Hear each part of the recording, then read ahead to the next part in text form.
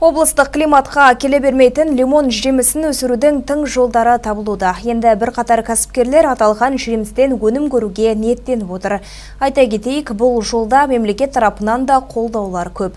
Тек қышқыл жемісті өсірудің икемін көпшілік игеру қажет болып тұр. Осы мақсатта бүгін лимон ағашымен айналысуды бастаған кәсіпкерлермен кездесу болды. Күтімі көпшілікке белгісіз жеміс ағашынан болашақта қалай жеміс алып, пайдаға кенелуге болады. Толығырақ тілшіміз тарқатсын.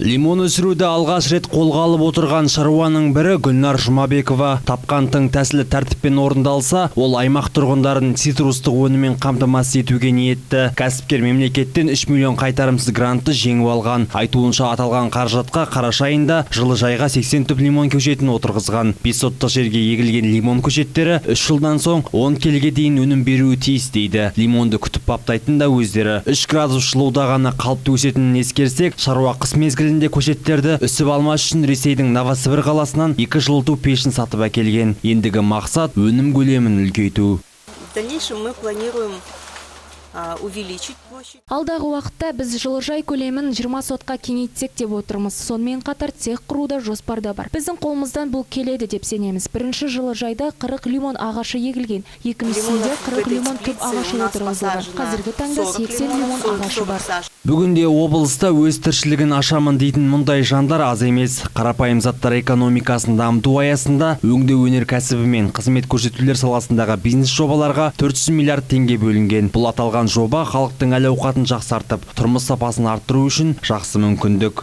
Это в нашей области происходит впервые.